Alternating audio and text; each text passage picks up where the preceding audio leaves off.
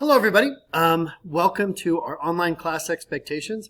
I know for me, before the pandemic, I hadn't even heard of Zoom, and now it's one of the biggest tools I use for communicating with my students. And plus, I'm getting way more direct messages and emails and Teams communications and video posts than ever before. And so I want to make sure that it's very clear what the expectations are for this class, as well as how we're going to be using all these different media going forward. So, with no further ado, let's talk about online class expectations. So to begin with, Zoom and team meetings. When we're meeting as a team, there are a couple of expectations for how you address us and how you are involved in that process. First of all, it's important to show up to these meetings on time. Office hours, you can kind of show up whenever you like, but for other meetings, we appreciate you being there in a timely fashion.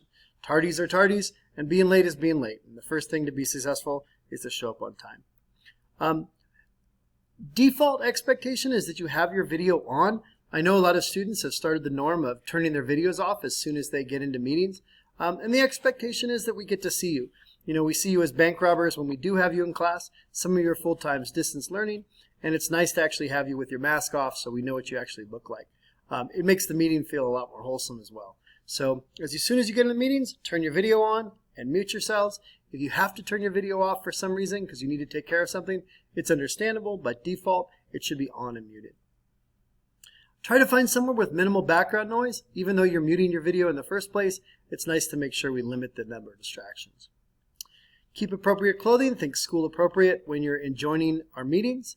You don't have to dress up or anything, but just make sure that there are no things we don't want to see in terms of violation of Washoe County School District dress code. And then finally, edit your name to make sure it's your name that actually appears on the screen. Still trying to learn your names, and this is really helpful for me going forward. Sometimes the chats can get a little off topic, and so making sure that your chat is relevant and we're not just having a side conversation is also respectful and important in these meetings. So those are pretty much our Zoom expectations. I'm sure you could think of some others. Raising your hand is, of course, important. It depends on the size of the meeting. Sometimes it's more appropriate to not be muted and to just talk when you're ready, but if it's a large group, raising your hand is appropriate.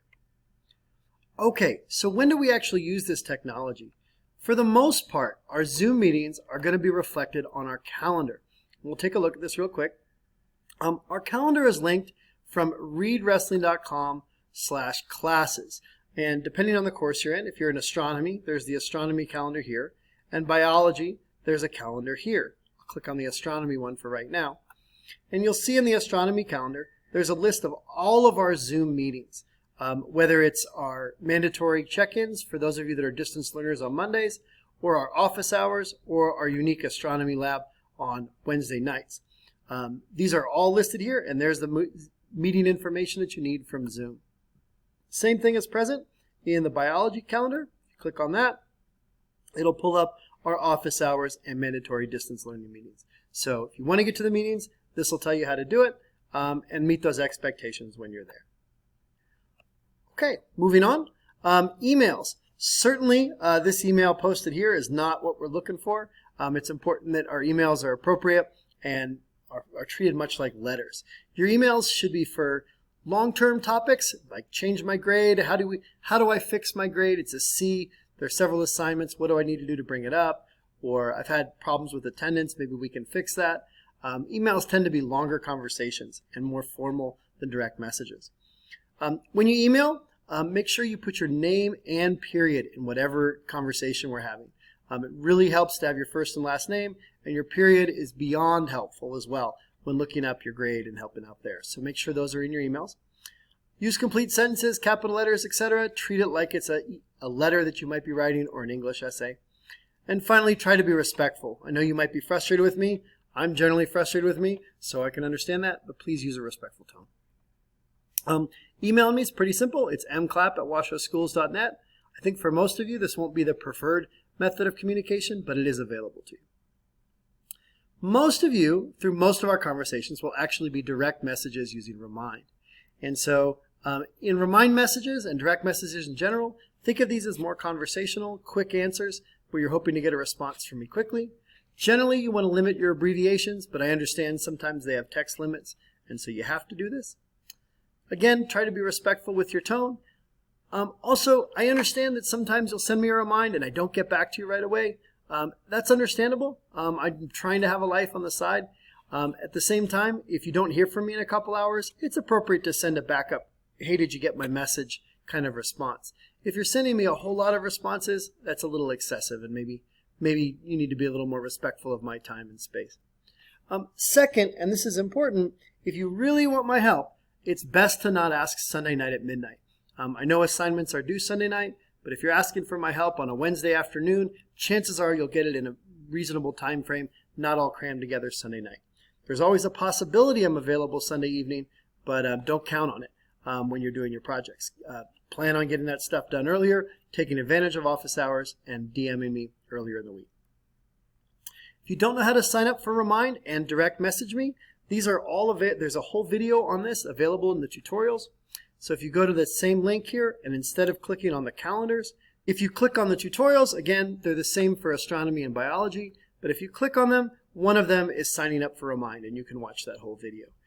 Incidentally, the astronomy tutorials have a bunch of tutorials that we'll be getting to later in the year, but it does have the same 3 tutorials, and we'll add to that. Okay, so moving on. Direct messages, emails, and meetings are good. Also, some of the expectations coming forward are that you comment on other people's work. When you comment on other people's work, again, keep your comments positive or helpful. If you're doing text comments, please make sure you have appropriate grammar and sentence use.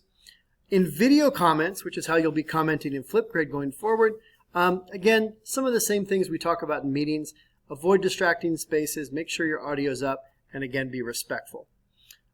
You're expected to leave video comments on your peers' Flipgrid videos. Many of you have this on your plans for something that you're doing today or tomorrow, so something to take a look at and start thinking about going forward. And finally, videos. You'll be expected to record videos in addition to your Flipgrid ones.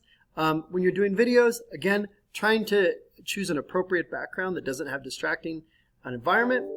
Make sure that your audio is up, your camera is stable, and you're ready to record a video where it's not going to be distracted because of the cinematography. We're not asking for Martin Scorsese here, but we are asking for you considering the quality of the video as well. We'll spend some time later this week and next week talking about how to edit videos, how to edit at the beginning and end, how to clip out things in the middle using Screencast-O-Matic.